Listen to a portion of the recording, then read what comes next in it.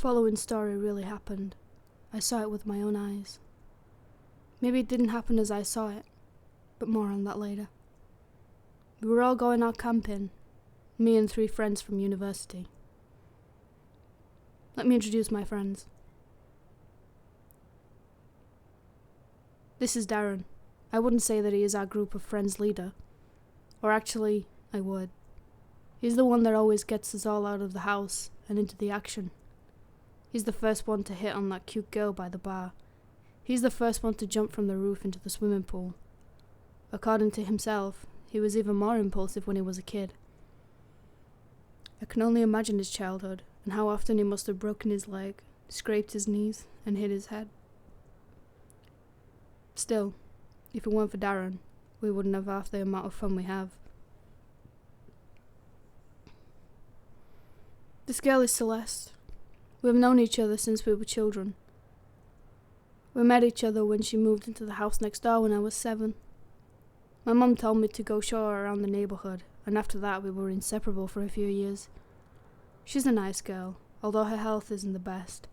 She has some kind of heart problem, which I forgot the name of. This forced her to be away from school during extended periods of time during her childhood. Because of this, until we started university, I was her only friend. Still, she never complained, and I've always seen her as a positive, happy girl. Next is me. I'm Joe. As the name implies, I'm pretty normal. I don't have any overwhelmingly bad qualities, but on the other hand, I don't have any overwhelming good ones either. I live in this apartment, a short walk away from my university. This is where us 4 friends usually gather before we go out. This guy here, looking all relaxed on my bed, is Michael. He's my neighbour, living in the apartment next door. One day, while I had Celeste over, he just barged in. "Hey man, your place looks pretty nice. Mind if I join you for dinner?" he said. As you can imagine, he's pretty pushy. I don't think he realizes it himself. He came over several times after that day. After that, we somehow naturally became friends. So one day, Darren came with the idea that we should go camping. Darren said his family had a cabin a little bit into the forest. So camping we went. It could be fun, right? Of course, me, Michael and Celeste disliked the idea of staying in a cabin. It's a camping trip. We have to sleep in the wilderness. So Darren told us about the woods near the cabin. I don't remember much about the trip to the cabin. We jogged around, took a few breaks, normal stuff. Either way, we drove up to the cabin and left the car there. We took a short break in the cabin and set out into the wilderness. We went pretty far in. I can't say how far in distance exactly, but it took several hours to get to where we set up camp. The first day we just screwed around. Nothing abnormal happened. But then... Alright guys, Failed Psycho here and welcome to Skinwalker. This game is available for free on GameJolt and I will put a link in the description. Did you sleep well last night?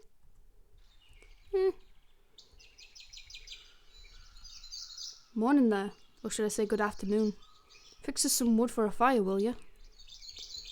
What a little bitch. I set out to gather wood for a new fire and water to cook with. I'm sorry, by the way, I have a cold.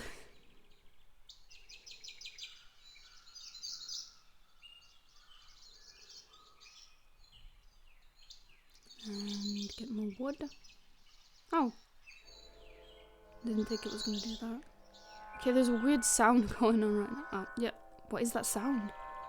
It doesn't sound like something you'd hear in a forest. There we go. A bucket of water. Fuck that. The sound stopped. My head hurts. Oh dear. We sure had a blast yesterday, didn't we? Poured water into cooking pot. Okay. Still can't talk to Darren. I should have enough wood to make the fire last a while tonight. Okay. Do I talk to her again? Yeah. Alright, let's cook something up, shall we? Later that evening. Okay. Oops. It's time to go sleep soon. We're all out of booze. Guess we have to go back to town tomorrow. Not looking forward to that 4-hour trek. Maybe we shouldn't have gone so deep in. That's what she said. What in the hell is up with this fog?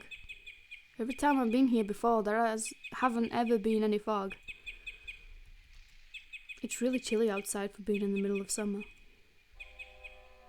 Hey, anyone else hear that sound? Yeah, now that you mention it. What is that? Sounds like something metally. Metally? Is that even a word? Are you stupid? Shut up, asshole. It's a word if I say so. It stopped. Maybe it was some kind of machine. Who the hell would go out hours from the nearest civilization in the middle of the night and start revving up some kind of weird machine?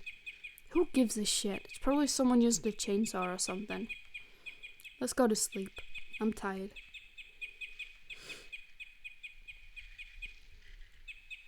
I'm sure that was no chainsaw. I wonder what it was. Sleepiness soon overtook everyone. But something woke you up a few hours later, in your half-wake state. You stumbled outside the tent.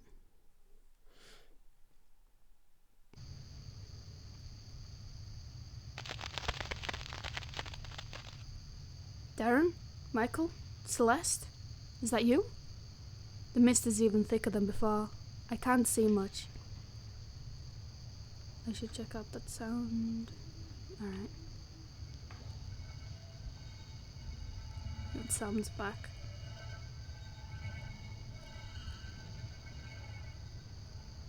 Oh shit. Michael? Is that you? Say something, will you? Who are you?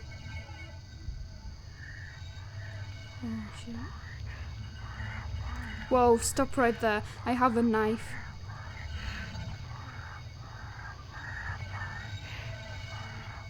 Shit.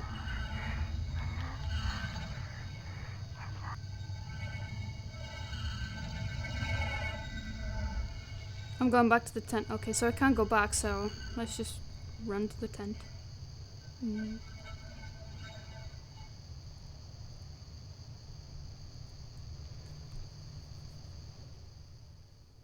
Hey, wake up.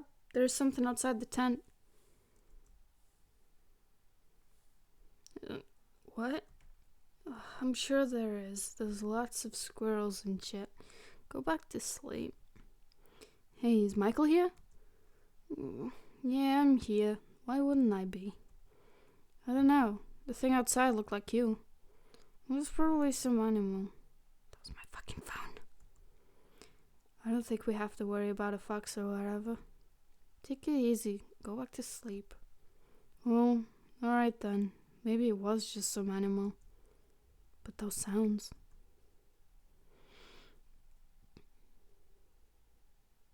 A few minutes later.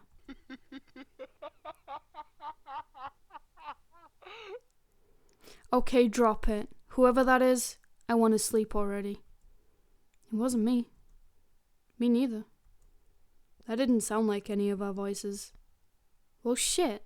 Now I'm never gonna be able to sleep. Should we go outside and look? What if it's some crazy psycho with an axe? All the more reason to check it out. It's not like the tent is some kind of impenetrable fortress. Seriously, if that was one of you guys, tell me right now. This ain't funny anymore.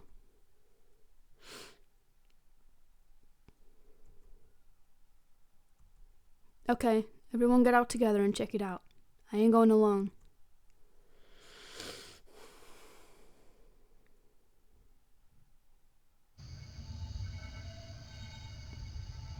What the heck is that? Someone was definitely here. Shit. Shit. Calm down, Celeste. We are 4 against 1 here. It'll be fine. What if the dude got some kind of weapon with him? I mean, he killed this little critter, didn't he? Michael is right. We gotta get the hell out of here. We can't just up and leave. It's the middle of the night. What about our stuff? Screw our stuff. I'm not staying here another minute. Fine, we'll leave.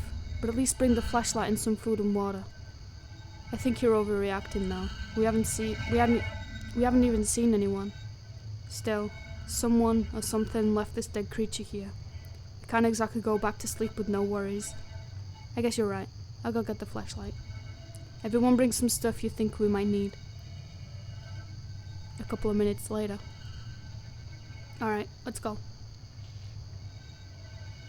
But what is this thing? I don't actually know what it is. It looks like a deer. I mean, it's the size of the frickin' fire, and that fire is huge. It's so dark. At least it's still summer. It's not pitch black. This fog is really annoying, though. So we are going back to the cabin, right? I guess that's the plan. I'm sorry the writing's going a little fast. It's not me skipping it.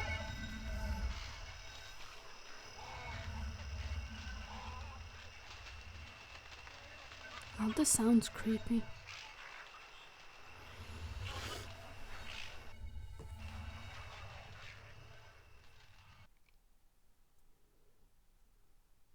A while later it became obvious Darren had no idea where we were going. He was swearing and looking all around. We have been walking for awfully long now. Are you sure we are on the right path, Darren? I've walked this path hundreds of times. We are on the right path. I don't recognize anything from when we were walking to the camp, though. I said we are on the right path. But as time went on, it became obvious that Darren had no idea where we were. Darren couldn't find the path. Maybe it was the fog. Maybe the darkness. Maybe something else. Either way, we were lost. I kept looking behind me. I was having that feeling where you think someone is watching or stalking you. I nearly tripped over Celeste when she fell. Fuck that bitch. She shook her head and got to her feet. The ground was getting muddy. It was getting even mistier. If not for the flashlight, I wouldn't have any idea who she was. I recognized that tree. We got into the cabin.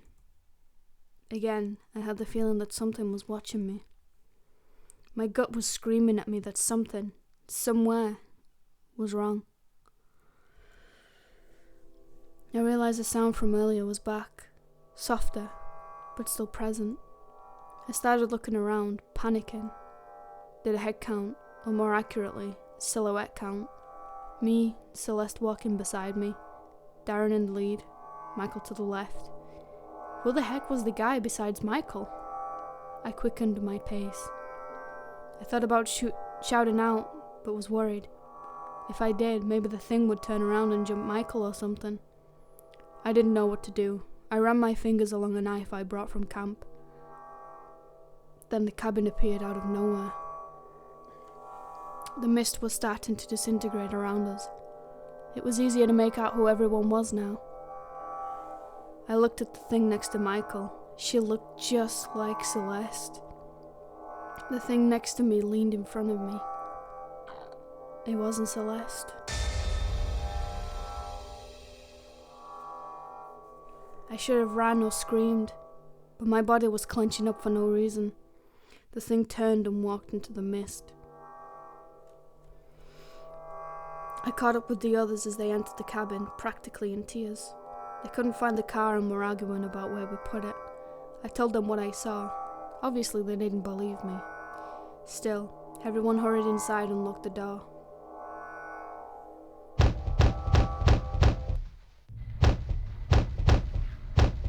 He followed us here. He really wants something from us. What the hell does he want with us? Someone get the shotgun. What? Get the shotgun! Shit. Shoot, he will kill us. Shoot him. What? Shoot now! Oh shit. Nobody said a word for what felt like an hour. Finally, Michael slowly walked towards the door and opened it. What they saw sent them all into shock. It was Joe. Oh shit. The Joe inside the cabin started laughing. Silently at first, then louder and louder until everyone had to cover their ears. That was when everyone realized they had made a mistake. The Joe outside the door was the real Joe. I got the butt end. Well, this game is awesome. Thank you so much for watching, guys. I will do the good end. Thanks for watching and stay tuned for some more videos. Bye, guys. Blah, blah, blah. I've already read all this, so I'm just going to skip it. Alright.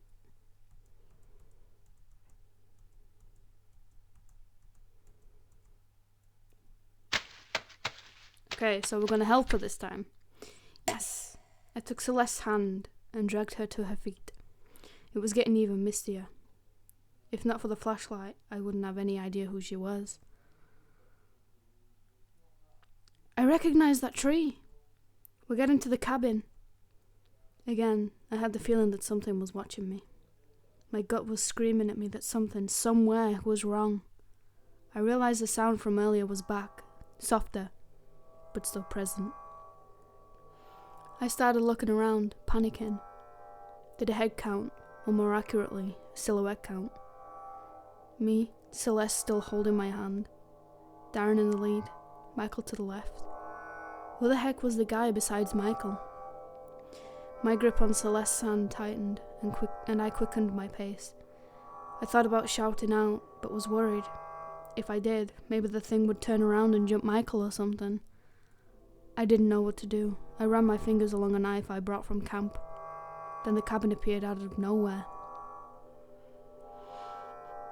The mist was starting to disintegrate around us.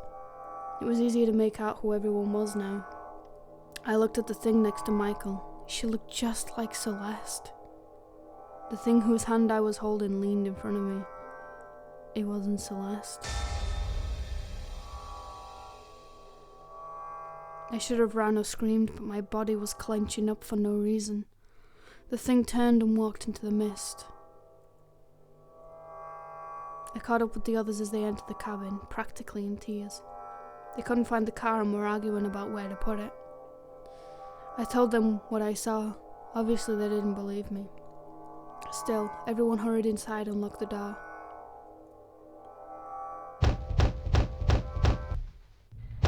He followed us here. He really wants something from us.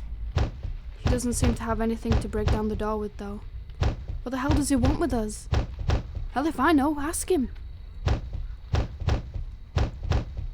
Hey, don't touch the door. I wasn't gonna. She's breathing quite heavily. We're safe here, it's cool, man. It's a sturdy door, it'll be alright, won't it? Nothing useful inside.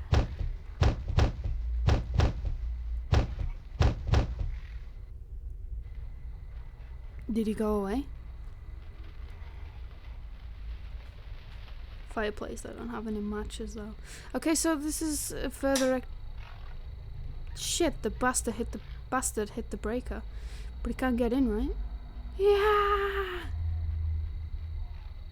Celeste! He's just trying to scare us. Take it easy. Alright. So we gotta find something. A couple of bucks on board game.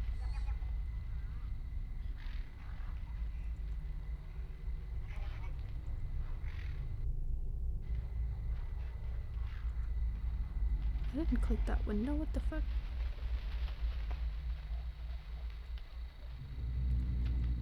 Nothing useful. She seems to be hyperventilating. It's alright, Celeste. The door is locked and it's the only way in. We're safe here. No response.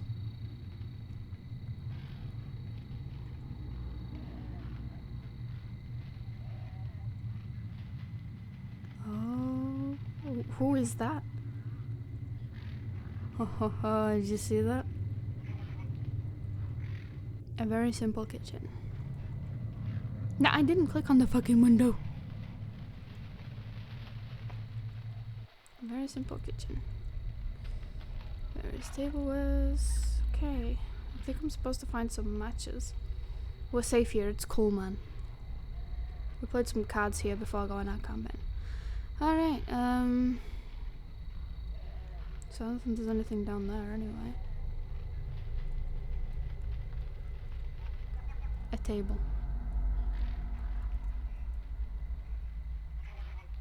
You saw something looking like me? Better not touch it. Alright, where do I find the matches then? A bench made out of a bench made out of a big tree trunk. Suddenly a strong sense of nausea hit me. There was something in the air. I could feel the horror overtaking me again.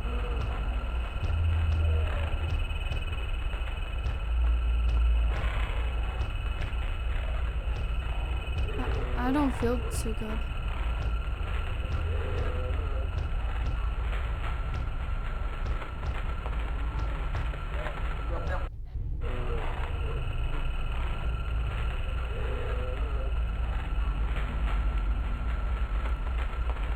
Ugh.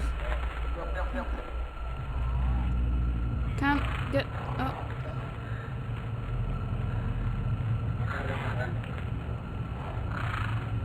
I couldn't take it anymore. I had to lie down. I couldn't sleep, and I wouldn't have even if I could. I just wanted to rest. I wanted for the world to stop spinning. I looked out a window. There was someone in the tree. I stared back, not being able to register what was going on. I quickly pulled the blinds down. Celeste came through the door. She looked pale and disheveled. I dragged her to the bed and laid her down. She was gasping for air, as if something was suffocating her. Eventually, her breathing became more regular. I asked where the others were. She shrugged. The room had stopped spinning a bit, but I felt far from good.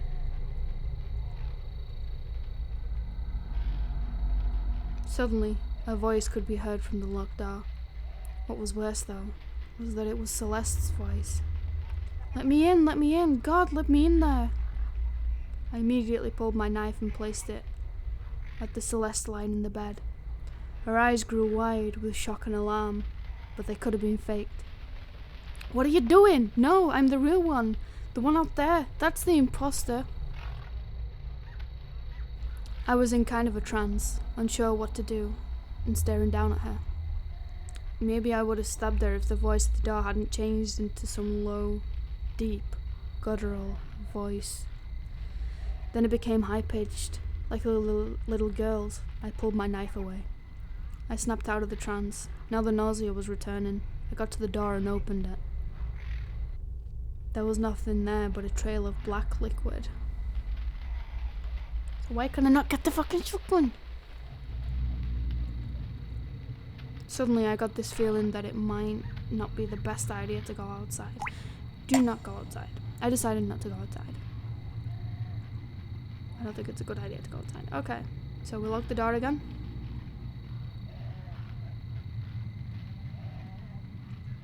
Couple of books and board games.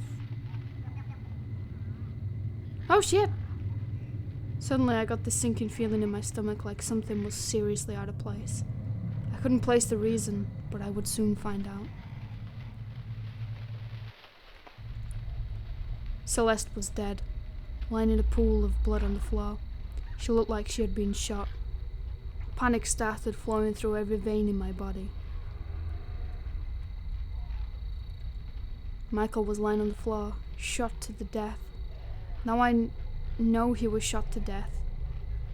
Just a feeling.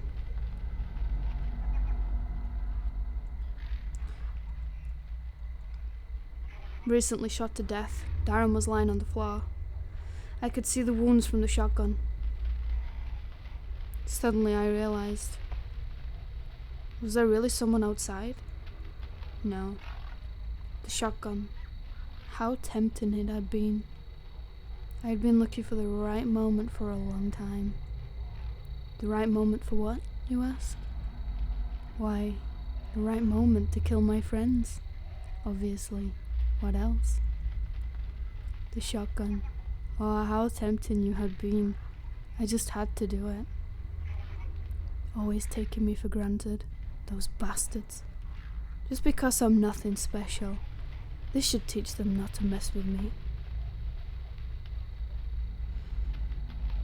I got another bad ending, what the fuck? Jesus. I guess I had to go outside. Okay, we're gonna be back with maybe a good ending this time. Okay, hold on. Okay, this time we're gonna go outside. The thing was nowhere to be seen. Just as I was turning around, I take a look at the roof. There it was. It was close to a corner, about to turn. It looked like an albino male with really long limbs. He had fingers instead of toes, and all 20 of them were elongated. He was facing away from me. Suddenly the head swiveled 180 degrees and stared at me. I started choking up, as if suffocated. It was hard to breathe. The thing opened its mouth, slowly and deliberately. I thought it was going to devour me when its tongue snaked out. On the tip of the tongue was my face, like a tumor. Eyes closed, lips upturned into some psycho smile. There's a legend somewhere that when you see a doppelganger, you die. I thought of that legend, then the creature rounded the corner and it was gone. I lost it and followed, vision hazy. My heartbeat suddenly seemed ear-splitting to me. I was stumbling because my legs seemed unable to coordinate. Suddenly, I stumbled forward and toppled down. Once I lay there, face down in the grass, my body just seemed to shut down. I couldn't move. I couldn't even turn my head. There was something dripping on my back. My eyelids seemed heavy and started closing of their own accords. I saw white feet with long fingers for toes step into view. When my eyes opened, Celeste was shaking me. She was on the brink of tears and her voice was cracking. Get up! Get up! That bastard was in your skin! My head hurt. I was about to ask her what happened when she started pulling me backwards toward the door. We toppled out and stumbled towards Darren's car, which was parked in a different location from where I remembered. I was glad to be alive. The mist had stopped completely. Celeste was downright crying now. She pushed me into the back seat. That's when I noticed. I was wearing different clothes from when I lost consciousness. Michael was there, huddled up, face buried in his knees. Some clothes stained with blood were beside him. They were mine. Darren immediately stepped on the pedal, but nothing happened. He swore and did it again. I noticed that Celeste was armed with a shotgun from the cabin. I asked then what was going on. The thing joined us. He looked like you. We got out of the house and found the car. We were halfway down the road, then Michael started screaming. I looked at Michael. He had a glazed over look in his eyes. The thing burst out of your clothes and jumped out of the car. Michael had the shotgun. He was firing out the window. We saw the thing run all the way back to the house, at the friggin' speed of light. It was in my skin? Yeah. I looked down at myself. I wondered if I had been possessed or if worse, the thing had cut off my skin and worn it as a coat. I shuddered at the thought of something crawling around in my skin. I asked Michael if he was alright.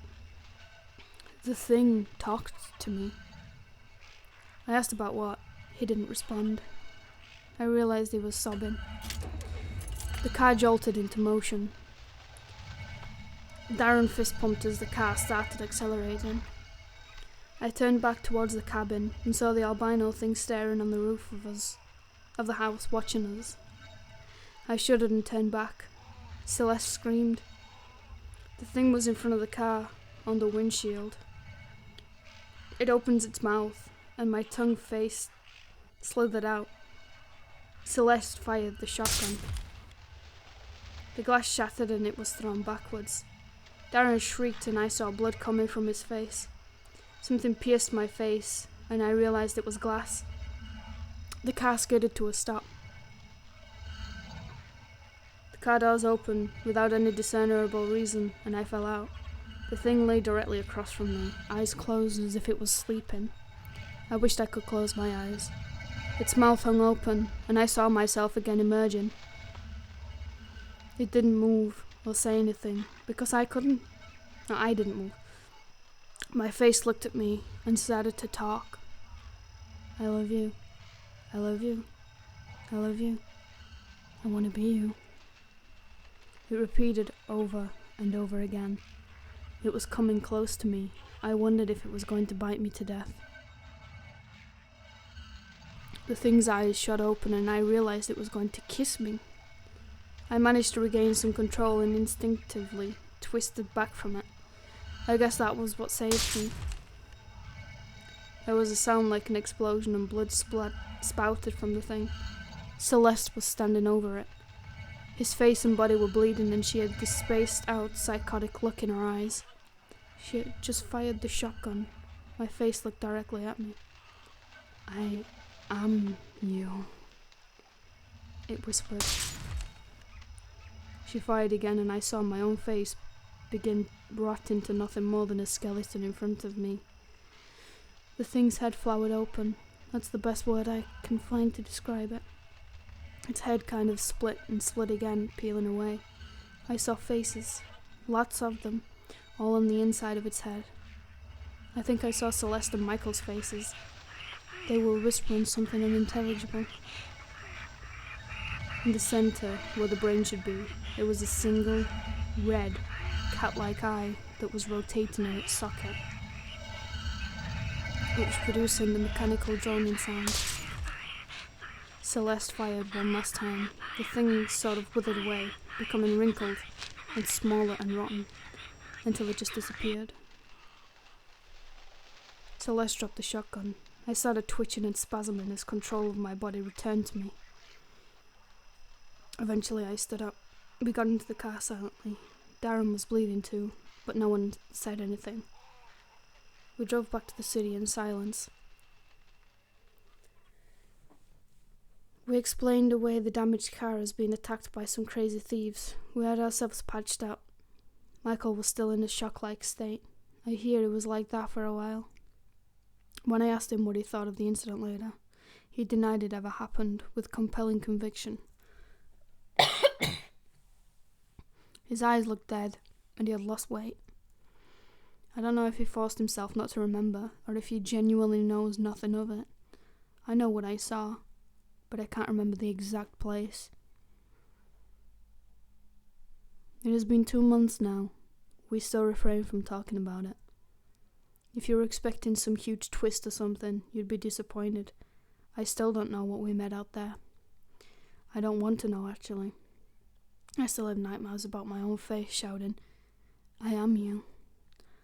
One thing I do know, though, I am never going camping ever again. Well, we didn't get the good end, but we got the end. Anyways, guys, thank you so much for watching Skincrawler. I hope you've enjoyed it. Yeah, thank you, guys. Stay tuned for some more videos. Bye.